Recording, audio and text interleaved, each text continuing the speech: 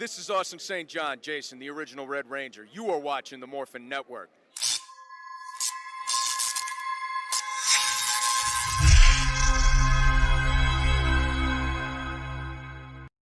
This Morphin Network video is sponsored by Ranger Stop Convention and Ranger Stop and Pop. Have you ever wanted to see all your favorite Power Rangers together in one epic convention? Go to Ranger Stop! Ranger Stop and Pop. March 5th to the 7th, 2021. Atlanta, Georgia.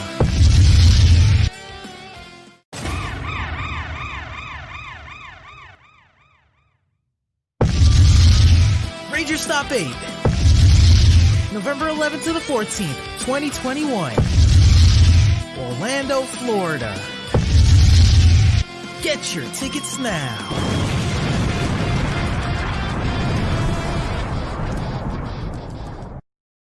Jeez, I'm a mess. Oh, God. Okay, so... So here's the story. So, I literally just got home, and I went painting and stuff like that, and also I went to go find something. I don't know if anyone could see my arms and stuff, but here you go. What happened to you? Well, I was painting, and I did get a little dirty, because I actually went to go find something, because my girlfriend dropped something off at my place, and she dropped this off as an early birthday gift. This isn't the only thing she got me, but this is what my girl got me. She got me Star Wars hand towels to dry my hands with. Oh, nice. Well, at least you don't have a problem with reading warning labels. Yeah. At least I'm not gonna throw in some hydrochloric acid or anything like that. Why? Because that would not be the way. At least you didn't destroy your whole world. That is not the way. That is not the way, but that's the way. This is the way. Anyways, all right. I think we're not gonna continue to do the Star Wars joke. We'll probably do more Dragon Ball Z jokes in this one, but that's not even the point. Hello, everyone, and welcome to a brand new episode of Ranger Podcast Live. I am Leo, aka Psycho Fox. Right here, we got Mike, TRZ, Time Rider Zero, and Mr. Kent Brown, Quasar Red, the current owner of the Book of Rangers. And there you go. And welcome to today's episode. We're going to be talking about episodes. Oh, at the 18? I thought it was 17. Well, episode 18 of Power Rangers Beast Morphers Season 2, The Fossil Frenzy. An episode that I would easily say all the negative things I've said about Zoe thus far, since, she decided to be a literal, species racist to keep her, I will say this. She got guts in this one. I would say this is a way of us. This is a way of Zoe redeeming herself somehow, some way. I can see this being her redemption. I like this episode. This episode is pretty good. And on top of that, stakes are now high because, spoiler alert, Clone Roxy is perma-dead. There ain't no coming back. There ain't gonna be no rematch. There ain't gonna be no 52ing. There ain't gonna be no Crisis on Infinite Earths. There's not gonna be Battle World. There's not gonna be no rewrites. Well, because a certain comic book had to restart 5 times. Captain Marvel. But other than that, 12. 12. Wait, you're up to 12 Captain Marvel comics had to get restarted 12 times. Up to now, yep. Ha! I don't know how, but it got restarted 7 more times in the last 2 years. I'm not even going to go there. Mike, what were your thoughts before we get into this? Go ahead. I have to say, aside from the whole Zoe climbing a mount thing, honestly, I'm surprised between the whole keeper thing and not reading the labels. I don't know if I can even trust her to do the laundry at Grid Battle Force. Keep in mind, she was working the laundry because now I'm worried that she's gonna put ammonium with the bleach instead of soap when she does the laundry, and then everything will shrink, and we got nothing but well, I'm not even gonna go into what happens if you mix those two things. It's It's the Earth 3 dust rubbing off on her. Okay, if you But this mention is Earth 3 before one the more Earth 3. time. Earth 3. And again, to Shelby's credit, she made an entire Zord all by destroyed herself. the world. She didn't check Sledge's ship, nor did the rest of her team. She lied about being strapped to a lie detector. And, Okay, And so once Zoe again, and once set up an again, explosive, Kent, and she ended up putting a collar on Keeper. Kent, once again, Kent, about Shelby lying on a lie detector. I understand you from Kansas City, Missouri, Kansas City, Kansas. I'm gonna spit some game to you real quick. Mike and I are from South Central Los Angeles. There's a code of ethnic around our hood. Never around your friends and keep your mouth shut. Shelby is a ride or die. Shelby ain't no snitch. She ain't Takeshi 6ix9ine. She definitely ain't Long Beach Griffey's personality from that one video where it's like When he's rapping against himself. Yeah, when he's ran to his friends. She ain't no rat. She ain't Henry Hill from Goodfellas. Okay. And look, I get it. What and look, Smallville, I get it. It's your first time in Metropolis.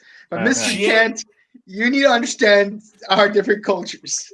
She ain't Big P from The Sopranos, who was wearing a wire the entire time to rat out on Tony Soprano because he ran out of Google.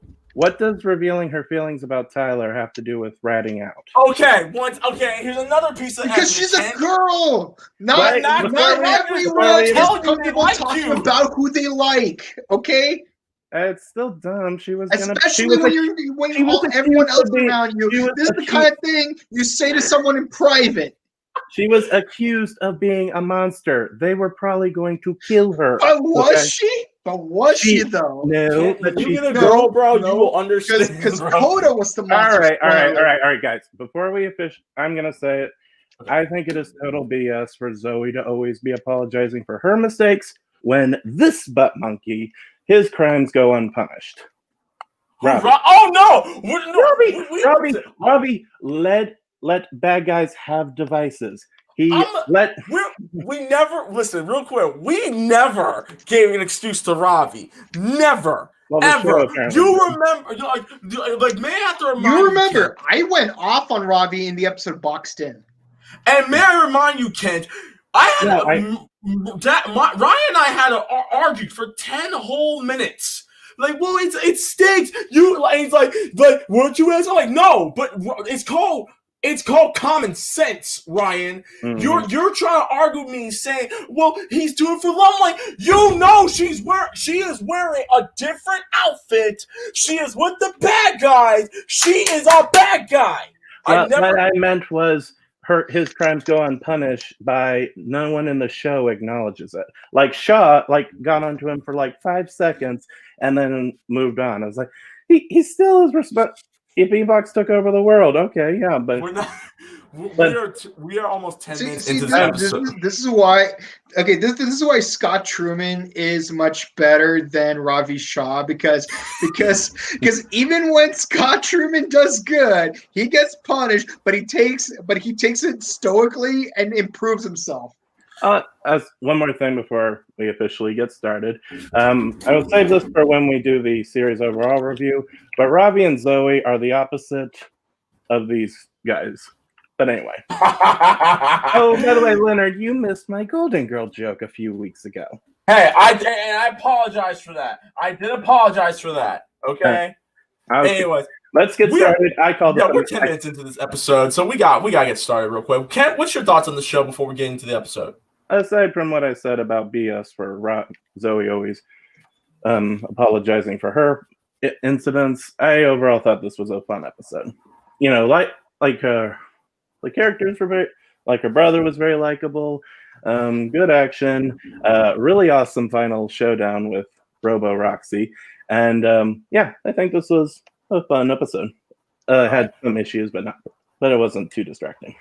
Cool. And before we get started, Reckless Fox on YouTube always reminding people, remember guys, no spoilers. Yes. So if you're watching this right now to the YouTube and Facebook world, I know we are 3 episodes away from the final episode of the show. And I know a lot of people have seen it. Please, no spoilers. You will be put on blast. Just saying. Yes, All right. and I'm pretty sure some of you, not calling out any names, but I know that some of you did already watch it all the way through, but we're still reviewing this episode as Honor it code. airs. Honor code. Yeah. Now, You're welcome to stay if you want. Yeah, I hope you enjoy our opinions and breakdowns of the episodes. And if so, thank you for sticking around. But please bear with us on a weekly basis. all right. With that being said, we open up the episode where the Rangers are doing that. Yeah, thank you. They're doing that exercise. I don't know what it's called because I didn't do it when I was in my karate class. Mike, you probably know. What are they doing? Basically, you have several people gang up on one person while everyone has to stay up on a platform, and you have to not fall off of it. And well, despite my experience in martial arts, I've never actually heard anyone actually give a name to it. So I just always call it the Leonardo is the most badass of the turtles exercise, because every version of Ninja Turtles, they always do that same workout, and Leonardo always kicks everyone's butt in that workout. Yeah, In fact, it was actually in the 2003 version of Turtles. They did this workout at the beginning of the episode where the turtles meet Shredder for the first time. Oh yeah, I remember that one. So, His name is Morokosaki, and he killed Master Yoshi.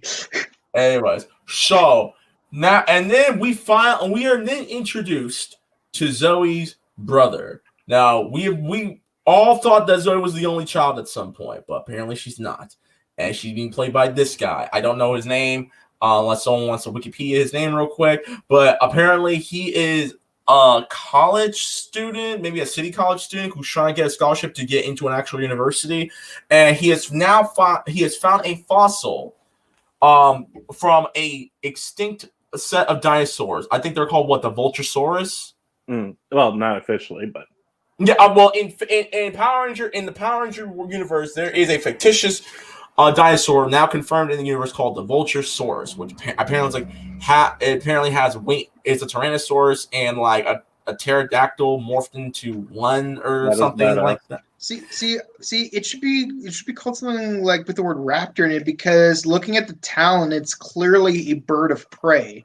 So it needs to have like the word raptor in its name, like I don't know, like a Voltaraptor or something, or Stratoraptor, like some kind of flying dinosaur that's an actual bird. This is a show where the most creative monster names are Nasty Knight, Pudgy Pig. So anyway, hey, Pudgy Pig is adorable. Don't you dare diss him. I'm not dissing him. I'm saying his name is simple. Okay.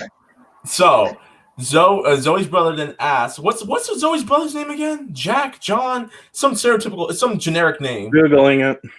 Good. Okay. So Zoe's brother is like, "Hey, look, I got hurt climbing Mount Midoriyama." So I thought it was the original Japanese version of Ninja Warrior. So I got hurt climbing Mount Midoriyama. I know you work at Grid Battle Force. Is there a way you can like run a DNA scan to see if this thing is actually like for real, not for play, a Vulturesaurus or something like that?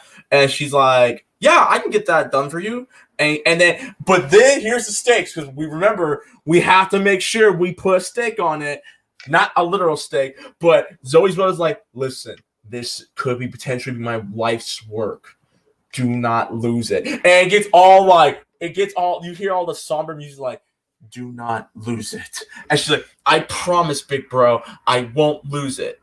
And given the fact that Ben and Betty bring a dog to the gym, I'm thinking, so is the dog going to somehow destroy the bone or chew it up? Because like that is what you're first thinking.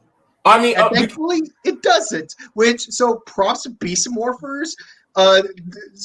Mr. Johnson, this is how you divert expectation. But I think everyone and their mamas thought that the crux of the episode was that Ben and Betty's dog took the freaking bone. I was like, oh god, is this gonna be like this?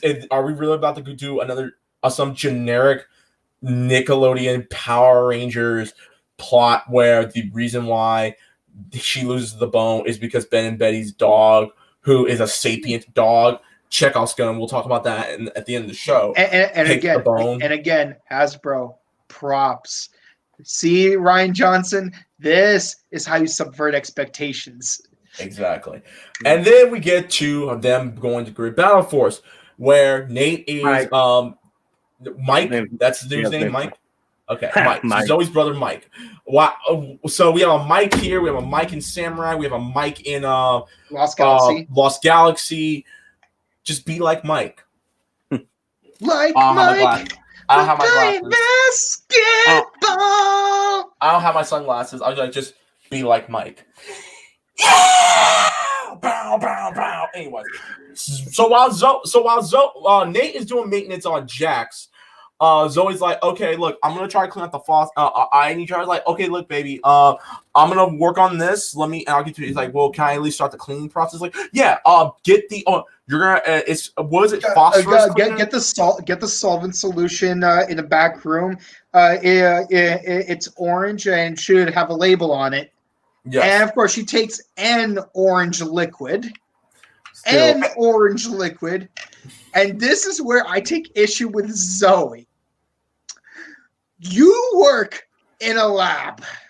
No. Not just that. Don't you go off on me about realism. No. No, I'm not. I'm gonna tag you real quick. I'm gonna hot tag real quick. Not just that. A government-funded covert ops organization that has ice cream vending machines that protects the morphing grade. Tag that in. Go ahead. Whenever you're dealing, kids, listen carefully. Look. As of like 4 weeks from now, I will have a master's in medical science. So please listen to me very carefully. When you deal with chemicals, read the label. Read the label. Read the label. Do it one more time. Oh, sorry. Read the bleeping label so you don't cause destruction and calamity inside the sterile laboratory setting. Still not as bad as destroying the whole world. If you don't stop the dino charge. I don't think so. Anyway, keep going. No, but if you don't read labels, theoretically, it could destroy the world. Because, for example, if you're dealing with some kind of like hybrid between Ebola and influenza, should we talk about Resident Evil or the Death Note movie that was surprisingly good despite it having no canon to the comics? I've never seen it, so. Oh, it's wonderful. Like honestly, like L Change the World is actually the best Death Note movie I've ever seen. Okay. So. And it has the evil Chinese chick from Rush Hour 3. Oh, okay, cool. Anyways, so Zoe does not read the label, and consequently, the acid melts the entire fossil. Zoe has to then go to Mike and tell her, hey, yo, I messed up. I destroyed the fossil. Mike is not angry. He's not showing it, which that's fine. He's like, I needed that for my scholarship so I can get into the university. Because again, we'll know Mike is in City College or not. I'm gonna take it he's probably at City College because Coral Harbor, Summer Cove, Pomona, California, Reefside, Briarwood, Blue Bay Harbor, Mariner Bay, Silver Hills, Turtle Cove, and Angel Grove are all in the same friggin' location. Actually, it was revealed in the comics that Silver Hills is in Washington. Bull crap! They filmed them. Okay, that's fine. Considering all that, he's probably at LA City College, Santa Monica College, Pierce College, LA Valley College, Southgate, West LA College, Southwest LA College, am I forgetting El Camino City College? Am I forgetting any other city college? Mission? Did you mention Mission? Mission College, American Tech College, American College. Am I missing any more? That's not the point. I don't know. But the point is, she messed up. Yeah. Oh, by the way, funny story about that, about messing up and LA colleges. In the entire LACCD, which is Los Angeles Community College District, there, prior to me going to college, only two campuses in that entire district had a cadaver program. Just two, Mission and Pierce. And when you have a cadaver room, you're actually borrowing the cadavers on loan from a bigger university. And there are rules to how you conduct yourself at a cadaver room. And guess what? Someone from Mission College ended up not following protocol. So their cadaver program was completely revoked, meaning that thankfully, when I went to Pierce, I was in the only college in the district that still had the program. I know it was a great time, by the way. I cannot even begin to go into the details. But the point is, don't screw it up for everyone else. Right. Read the label. Follow the protocol. Don't So destroy after your world. Stop Make comparing this with Dino Charge. Make sure you clean up your mess. Anyway, keep going. Anyways, after Mike leaves, Zoe's like, okay, and Robert's like, is he okay? And she's like, I messed up with the fossil. And he's like, but I think I might know how to do it. It's like, well, let me come with you. He's like, no, I got this. It's like, are you sure? Like, no, Robbie, I got this, right? And the next scene we see, also Robo Roxy is heated because of the fact that Blaze got a new power up and actually almost beat the Rangers when she's gotten 2 upgrades and has died twice. So she sees the newspaper. Go ahead, cue it. She sees the newspaper of the Vulturesaurus, and she's like, "Well, if I can get my hand on a fossil or like analyze the data, I can get a brand new upgrade and show Robo Blaze because I'm the dominant queen, just like my idol, Astronema." So, except without the babyface turn. Exactly. So, Zoe, who I swear to God must have read the files on both Zane and Kelsey from Lightspeed Rescue, climbs Mount Midoriyama. I don't know the name of the mountain. Mount Midoriyama. Yeah. By the way, fun fact, in Sasuke 20, my favorite Red Ranger from Sentai. Okay, I'm gonna say we're not talking about Ninja Warrior. This is just a joke. But seriously though, Boken Red was a participant in Sasuke 20. Sadly, he lost at round 1. But still, when your favorite Ranger is in a game show, be sure to watch it. Right. So she climbs Mount Hana. Zoe climbs Mount Hana. Her junior cake gets messed up because one of the rocks smashes it. But she does successfully make it to the top. Good job, Zoe. Mm-hmm. And does analyze. Actually, she doesn't just try to analyze it. She actually grabs that. She's going to take that fossil with her. Meanwhile, Gribal Force, everyone's talking, and Ravi was like, "Yo, where's Zoe?" And that's when they read the paper about the Vulturesaurus. And then two put together, Ravi's like, yo, guys, I might know where Zoe went. And he's like, what? She may have not gone up Mount Midoriyama. And Nate's like, what? He tries to call her, and he's like, okay, her comms are jammed.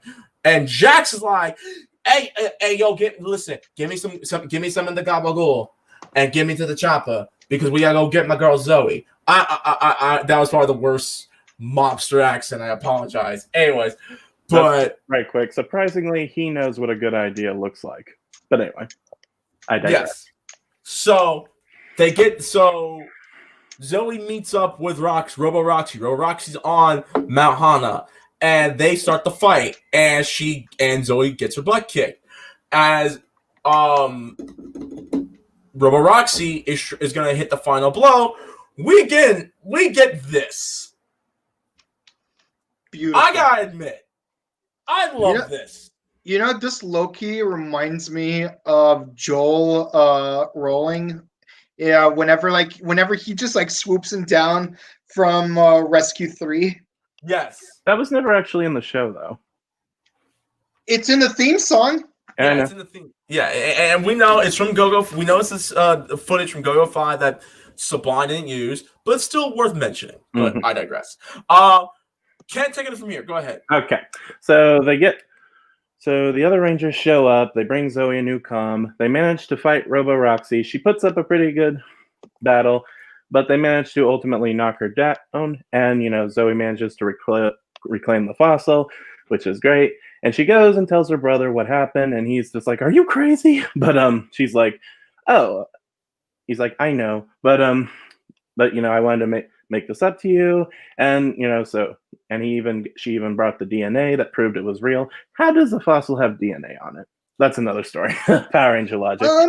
If you drill into the fossil, you could find a slightly less corroded tissue sample, kind of like how in Jurassic Park, they were able to drill into the amber to get the mosquito DNA. And yes, I'm calling it's mosquito DNA, not dinosaur DNA. Those dinosaurs in the first movie are basically mosquito/frog hybrids. No dinosaur DNA actually in it.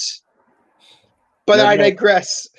Anyway, before then, Robo Roxy goes back to the crystal dimension and uses her, like, the DNA she recovered to mix with all of her powers she's gotten now, and she becomes this monstrosity, which is really sick looking, and the detail is awesome. Wasn't in the Sentai, it was a rattlesnake. Yeah, I remember there was something about a snake there. She goes through multiple transformations, but here's something that I find really interesting about this scene right here is that in both versions, Escape/Roxy both died while under different circumstances. They're both triggered by the same thing, gaslighting. In this version, it's like the third episode in a row where Evox is like, "Roxy, you're always a failure and I'm going to destroy you. Why can't you be more like that shining, majestic eagle Blaze over there? Like, he never messes up, like the one time when he destroyed his own robot for some reason." And what is Roxy gonna do? She doesn't want to be useless. She doesn't want to get destroyed. She just wants to exist. But in Go Busters, the parallel is that while both Enter and Escape were avatars created by Messiah, Escape saw him as her father, when Enter calls him your Majesty, she calls him Papa. So when he was destroyed and they're trying to bring him back, Enter's always gaslighting. It's like you got to follow my plans. Why? Don't you want to bring Papa back? Damn it. Well, anyway, so the Rangers are both cases pushed to the edge. I apologize for interrupting. I just want to emphasize that Escape and Roxy both pushed to the edge. Right. And so the Rangers are called into action. Robo Roxy shows off her new form, and Blaze takes Rob Devin off to personally fight him, while the Rangers stay behind to take on Roxy. And the fight goes pretty okay, but the team. But with such a power up, she's still not easy to handle. But they managed to get a few good hits in. However, things take a turn when Roxy, she absorbs like some buildings and some machines, and she grows into this monstrosity.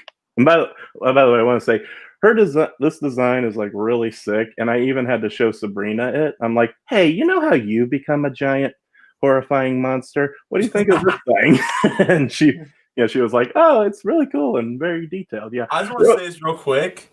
You know what this look reminds me of, and the other one? It's like a mix between like this one looks like a Diabolical from Lightspeed Rescue to some capacity, and both that it's like a mix between Diabolical and Queen Banshira. You know how when they fight Queen Banshira, Queen Banshira in the final fight?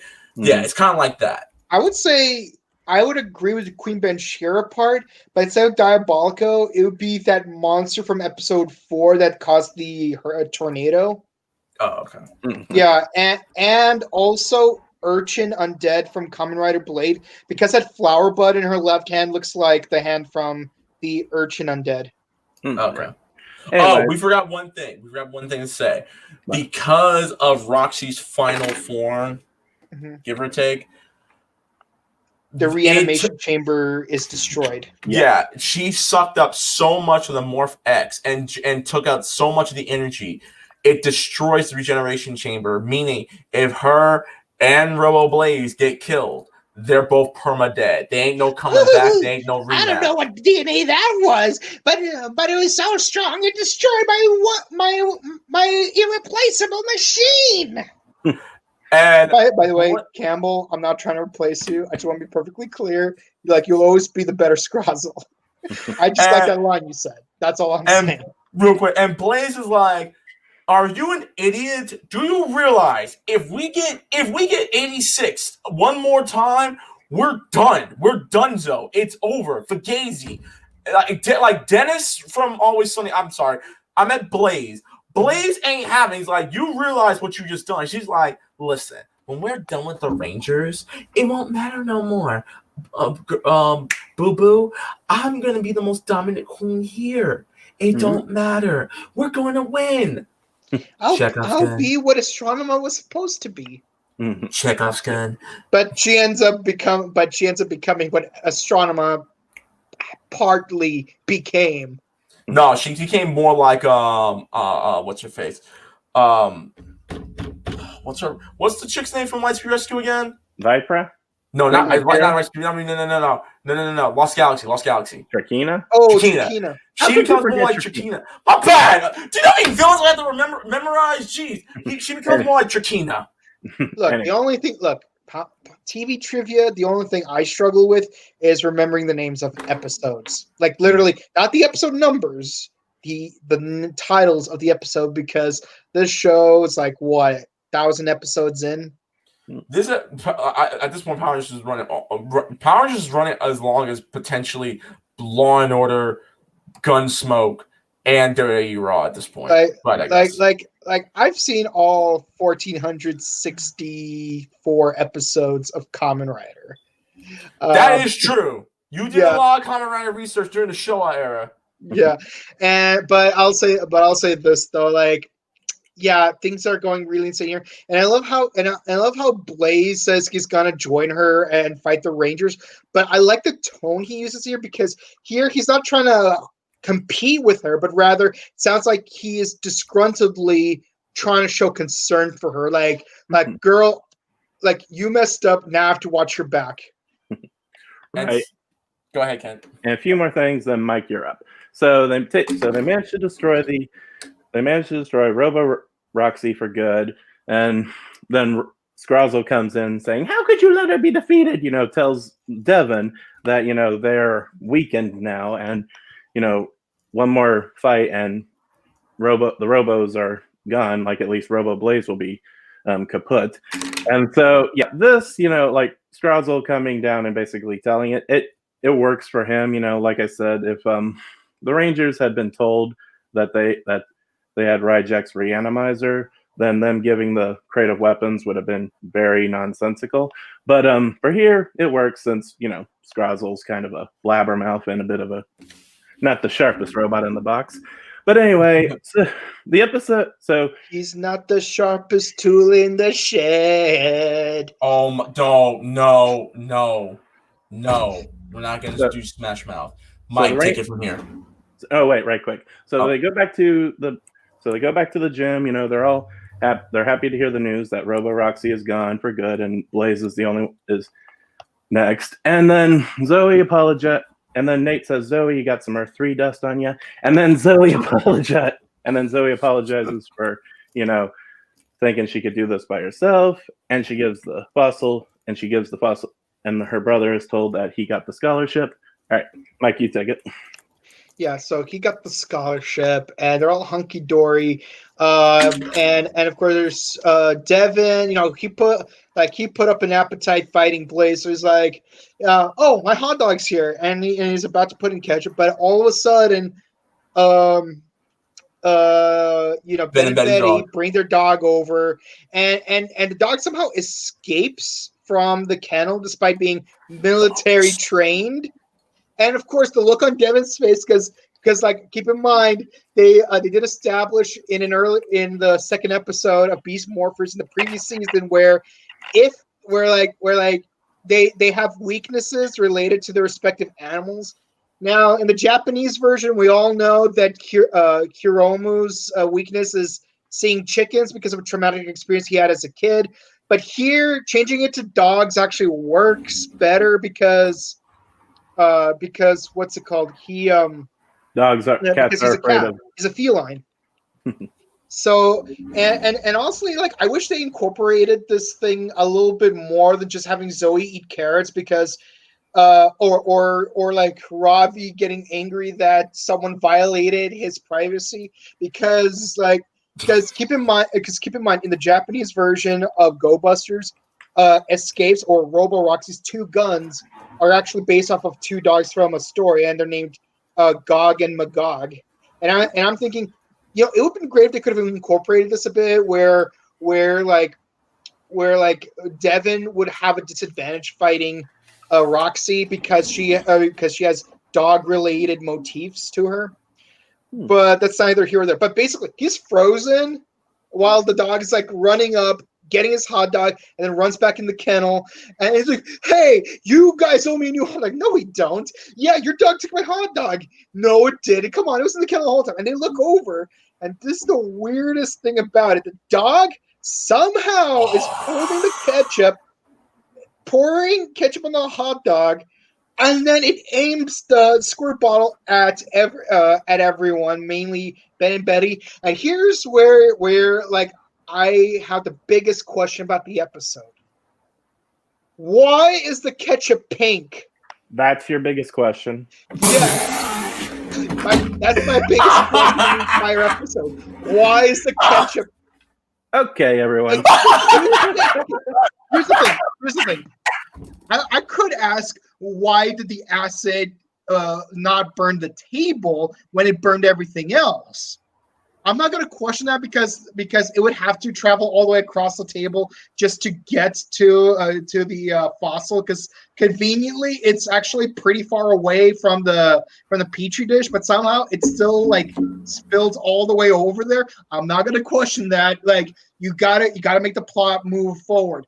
But ketchup being pink, did they go back in time and get Heinz Easy Squirt ketchup? But somehow get it at a limited edition version that's pink instead of green or purple? Maybe they got it from Earth 3. I'm just kidding. Just kidding. Go on. Leonard, what were you going to say? Imagine if mustard was blue. That'd be interesting, actually. But anyway, everyone gets a good laugh, and Ben's like, "Okay, Devin, I owe you a new hot dog." It's like, I'm sorry, man. But now I'm curious what's going to happen with Blaze now that Roxy's gone. He's gonna die next. He's gonna die next episode. I know it, but I hope Human Blaze gets more screen time and focus next episode. Please give him more focus. I'm tired of him just being a background character. He's not going to. I don't know if he is. I don't. Are you willing to bet that? Am I willing to bet on it? I don't know. Look, listen. Can you and Ryan watch the rest of the show? Mike and I play by the honor code, and I keep telling myself I'm going to watch. Matter of fact, I actually might. After our podcast tonight, I'll probably just watch the rest of the seasons of Beast Morphers. I can't take it no more. So you won't regret it. You don't have to wait. I'm not going to. That's why I said I'm probably just gonna watch it. And I'm just playing my lights right now. So Anyway, that was the end of the episode. so Mike likes, dislikes, great. Go ahead, bro. I like what they did with Roxy in how like she's pushed to the edge and then she had to pay the price for it. It really sucks, but that makes her more sympathetic as a villain. She low-key kind of reminds me of Frax, how Frax died. Because he used to be human. He used to be sympathetic, but he lost his humanity, went over the edge, became power hungry, and then he became a puppet to be destroyed by the Rangers. May I real quick? Can I retort real quick? I'm not saying it's as good as the writing for Frax's character, but I'm just saying it's similar. Okay. Is that what you wanted to say? No, I was going to say this. Roxy's a clone of the original Roxy. Yeah, I know. How is she Frax in the situation? She is like Frax in that she is pushed to the edge. Okay. And keep in mind and do we have to go back to 01 about how robotic clones of people are also sapient? No, because it's gonna get too real. So continue. Exactly. That's what I thought. Fox. That's what I thought. But no, it does make you feel bad for her though, because like she just wanted to do her own thing. She's House Stark. She's Gryffindor. She, her favorite season of Kamen Rider is Kikai, even though it won't exist for another 100 years. But yeah, and I love Blaze in his reaction to like what happened to her throughout the episode, where it's like, yeah, I'm better than you, but I don't want you to like destroy yourself over it. I just want you to give me some love, And it's like now I'm worried that you're gonna hurt the both of us. I'm worried that you're gonna hurt yourself in the process. I better go down to the field to help you because I'm worried you're gonna die now. And it happened, and now I'm worried what kind of existential crisis Robo Blaze is gonna have because like we're gonna have really good writing here. Which to be fair, the fourth quarter of Beast Morphers has been pretty good, despite my complaints. I really hope next episode Robo Blaze has an existential crisis because I'm pretty sure at least one of those two would have not wanted to just like be a tool. They probably would have wanted to be a real boy. They're AI. Anyways, but Zoe, okay, like I get you're trying to fix your mistakes from earlier, but I noticed that she has a recurring tendency to make really dumb mistakes pertaining to breaking protocol. Now, don't get me wrong. I know that in Power Rangers there have been multiple situations where breaking protocol is actually a good thing. And yeah, sometimes you got to break the rules in order to enforce them. But the thing is, we're not talking about like nuanced rule breaking. We're talking about being a total idiot rule breaking. Now, I want to be perfectly clear. Jackie, I don't hate you. I'm sure you're a nice person, and I'm sure Zoe's a nice person too. But Zoe's not the smartest tool in the shed either. Neither is Shelby. Actually, not. Stop with the Dino Charge. Stop it with the Dino Charge. Neither is the whole team, actually. Anywho, like read the label. Like seriously, like it's and it's not just because like, oh, I have a master's now. No, it's because like legitimately lab safety is a priority because I don't want anyone accidentally dissolving their own hand from like touching highly corrosive acid. I don't want an entire building getting destroyed because there's a hydrogen leak. I don't want, like all tons of bad stuff happening because someone didn't follow lab safety protocol. Whenever you take a science class, no matter whether it's biology, chemistry, physics, astronomy, especially chemistry, there are two things you will do every single year, every single semester is this. In your lecture, you review the scientific method. And in your first day of lab, you review lab safety protocols, because just because you've went through the orientation last semester doesn't mean you're going to remember everything this semester. And if you do something stupid this time around, the school or the campus or laboratory, whether it's school owned or government owned or whatever else, they can't be held responsible for your mistakes because they took you through lab safety seminar. Your mistake is your mistake, boo boo. Now you have to make up for your boo boo. And she did. She climbed Mount Midoriyama. Mm-hmm. Yeah, but still, like, that acid could have caused more harm than it already did. It's Power Ranger acid. It could probably make your teeth clean. It could probably make you grow extra hands. And look, like, suspension of disbelief when Sylvia was in space, that's one thing. But lab safety in real life is lab. Okay, now we can begin.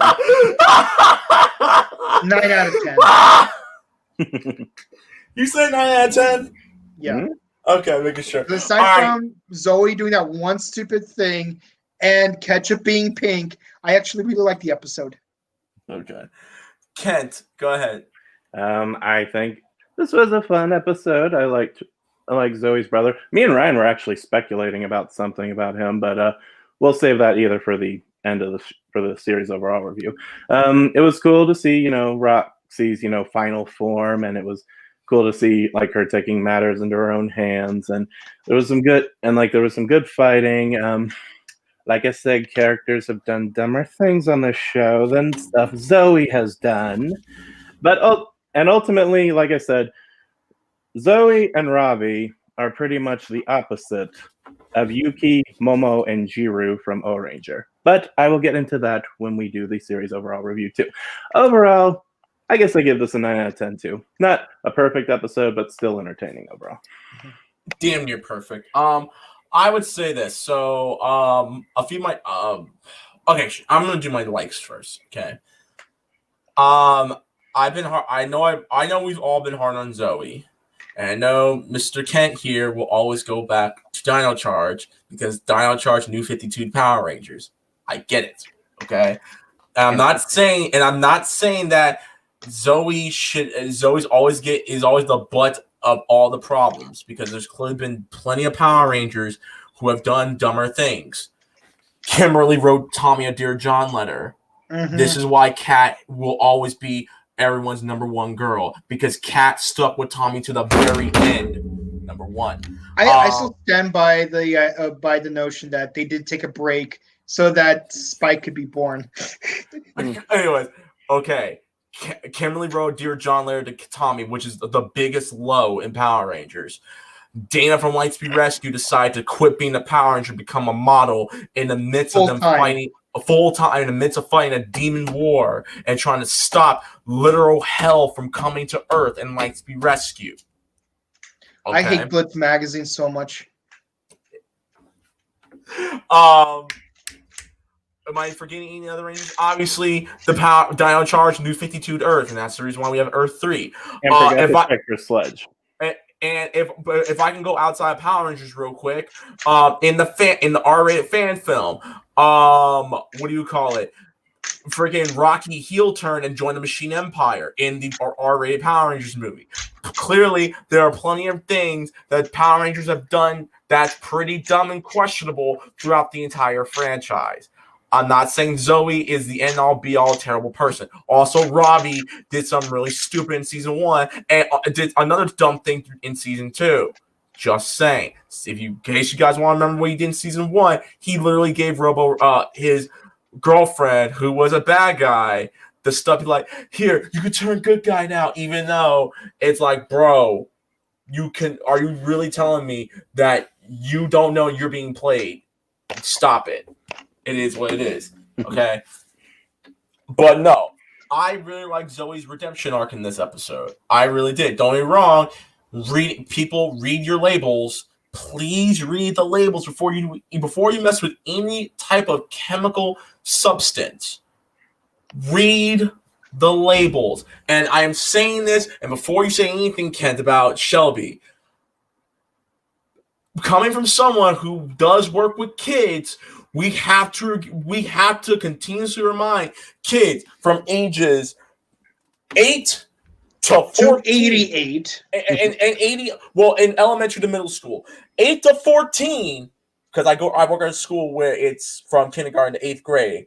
That if you're gonna mess with chemical substances, read the labels, but also get an adult to do an experiment with you before you decide to do it on your own. And also remember, label. safety goggles, latex gloves, and in the case of corrosives, wear a face mask. Which is none of the things Nate was wearing. Well, okay, that's Power Rangers launching at that point, but we're talking about just read the labels. Read the labels, okay? But I do like I really liked her climb. I like the scene where she's climbing the mountain because it really reminded me of Kelsey from Life's Rescue when she climbed mountains because it's the 2000s and extreme. And then there was Zane when he climbed the mountain to recharge his silver morpher. Oh, and don't forget Cole in the first episode of Wild Force. Yes, and Coltrane. I was going to call it Coltrane. And Cole from Wild Force. Yes, I'm about to make a Gears of War reference. Jesus Christ. But yeah, I really like the fight. I really loved the part where they're all coming down from off the ropes and stuff from the Chopper Megazord. I really like that. It really reminded me of like Black Hawk Down and the A-Team. I really like that. It was really cool. I honestly like the loose revelation that somehow, some way, Robo Blaze actually gives a damn about Robo Roxy because when you hear the empathy in his voice, he's like, she's gone. No. Like, you can clearly tell, like, outside them always trying to one-up each other, Robo Blaze actually kind of gave a damn about her. Yeah, it's like how Ecliptor gave a damn about Astronema. Well, it's very complex, but still. Which I'm still pissed about the fact that he gets. And keep in mind, Ecliptor was brainwashed at that point. Yeah, which still pisses me off that he got Thanos snapped when Andros killed Zordon, but that's a different story. And Goldar too. Yeah. But Diva talks like she goes full human. Yeah, Why did Goldar deserve to live? Because he's actually really nice on the inside. Like he stole a bunch of fruitcakes just to wish, Bulk and Skull a Merry Christmas, despite them heel turning all over again. That episode aired out of order. Anyway, so other than that, it wasn't. He had his wings back. Was. Going back to what I'm saying. If I can try to find a nitpick in this, I think read the labels. The CWS dialogue with Zoe, I don't know. Honestly, I'm trying my best to find something to complain about, but I really don't have nothing to complain about with this episode. Well, we did watch a movie recently with Mike Rosenbaum, so that's true. That is true. But yeah, other than that, guys, I have nothing to complain about. I like this episode. It was almost a perfect episode. I'll give it a 9 out of 10. There you go. So 9s across the board. Anyways, with that being said, guys, you know what time it is. YouTube comment and Facebook comment section time. What's up, Facebook and YouTube world? How you guys doing tonight? Thank you guys so much for watching the brand new episode of Ranger Podcast Live, entitled Fossil Frenzy from Power Rangers Beast Morphers Season 2. Episode 17. If you guys like the video thus far on Facebook, be sure to like it and be sure to follow us on our Facebook page. If you are new to YouTube and if you enjoyed this episode and the shenanigans that we have been talking about, be sure to like this video and comment on it. And be sure to like, share, and subscribe to the Morphin Network page here on YouTube. And be sure to hit that bell icon right down there. With that being said, let's read some comments, guys. All right. Noah Cummings, hi. What's up, Noam? How you doing, bro? Chanku Diane Guadalupe, how you doing? Hello.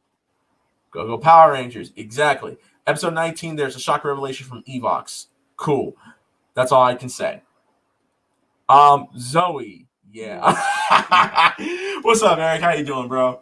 Noam says 6 out of 10. Oh, dang. Well, hold on, but he did change it. We'll get to his in a minute. What's the title of this episode? Fossil Frenzy. And yes, guys, we know we messed up. It was a typo. We said episode 18, and you're gonna see this on YouTube. It says episode 18. It's actually episode 17. In the post production, we will be changing the title of it. We apologize. It was our mistake. Our bad. My bad. Making Bad is technically episode 22. Oh my god.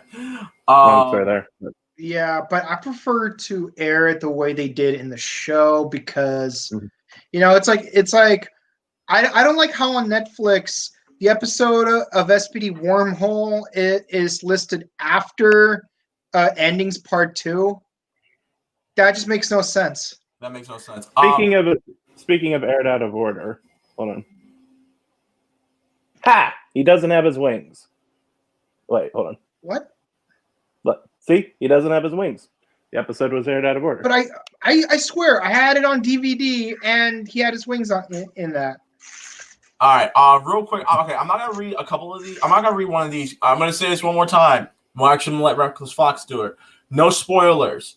I don't care. So I'm not gonna call you out, but please, no spoilers. We don't want no hints on what's going on in the next 3 episodes. I'm not gonna read the next comment, but guys, once again, we understand that everyone has seen. Majority of you guys have seen the show already when they leaked it in the UK.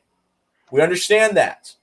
And we understand that both Kent and Ryan watched the episodes ahead of myself and Mike, because Mike and I were playing Honor Code, even though I really wanted to see the rest of the show. Okay? But please be respectful on what we're doing. Just saying. Yeah, it's not our fault. It's Nickelodeon's fault. Yeah, it's Nickelodeon's fault, okay? Actually, it's really the UK's fault. And the UK. Nope, Nickelodeon's. Because Nickelodeon could have done the whole 40 episodes in 1 year, like they used to do back on Fox Kids. But for some reason, Nickelodeon has a thing where it's like 20 episodes a year. No, the reason why we already know all this is because the UK aired them too soon. Right. Right. Anyways, Timothy Dacus. Today I saw Austin St. John and David Fielding at a comic shop in my hometown of Miami, Florida. Hey, that's awesome, man. Yo, make sure if you took a picture with both of them, be sure to post it on IG. We'll take a look at it. Fox Ranger. What's up, guys? What's up, Fox? How you doing, bro? Thomas, I would rather watch the international episodes during the American hiatus so I don't have to wait 2.5 months. Okay, that's you, dude. That's cool. But two of us decide to wait. Other people, they kind of do. Yeah. The Illuminati already reviewed the episodes when they aired in the UK, and the majority of us support the Illuminati already saw the episodes. Hey man, we saw them too. Well, Mike and I didn't watch them, but I know Kent and Ryan did, and that's cool. And that's cool that Illuminati did it. And obviously we're homies with the guys at the Illuminati, but like we made an executive decision that for people who watch us here who potentially didn't watch them or didn't have the ability to watch them, are watching it along with myself and Mike and Kent and Ryan, who have already seen it, are rewatching it. So, and they're getting another way of looking at the show. And also it's always a more robust perspective to compare the viewpoints of someone who's already watched it in the past versus someone who just seen it just now. I just compare the notes together. That's kind of part of the beauty of having all of us review the show together, especially having half the team only watched it like with the American release instead of the UK release, because sometimes it's like for initial reaction versus second reaction is always different, and it's like, and of course, like we're not gonna hate on you if you've watched it in UK or if you haven't watched it in UK. To each their own. Just know that there are people in our audience who didn't watch the UK leaks, and some people don't even have access to that. Some people, their only means of watching Power Rangers is whatever is airing on Nickelodeon on Saturdays and sometimes Sundays. Exactly. So, like I said, it's cool. Like I said, no hard feelings or anything like that. But it's just we're doing it because we understand that there's some people who don't have the ability to watch them, And again, some of the people who watch us are also young adolescent kids who probably don't know about leaks. So there you go. Yeah, and also as as two people who watch Kamen Rider and then review them, I can tell you it's not easy to maintain an audience when a lot of people in our audience haven't watched the new episodes of Kamen Rider with us, because not everyone knows where to watch new episodes of Kamen Rider. Which reminds me, if you guys want to know where to get them, you can DM us on IG, respectively. Monty, what's up, Monty? Hi, what's good, bro? How you doing? It's been a while. Eric Williams, can we appreciate the writers putting in Zoe's bro after Steele mentioned to Nate Zoe had a brother the past 2 episodes before? # foreshadowing. Yeah, I keep forgetting that. I keep forgetting he did that. Yo, shouts to Eric, man. Much appreciated, dude. I honestly forgot about that. See, continuity! I did it again. It actually exists. Marsukar, I'm gonna say your last name because I don't know how to pronounce your name, first name correct. Hey guys, what's up, bro? Shouts to India. How you doing, dog? How you doing? Prathamesh. Am I saying it right? Prathamesh. You're probably doing better than I would. So, Timothy Dakis, I saw Nakia Baris on Danger Force today. Nice. Tell Mama Bear we said hi. Wing Wolf 500. Wrist comms are too fragile. How can there be an Ultra Zord without Devin Zord? Rollerblades was so close to killing Devin. Yeah.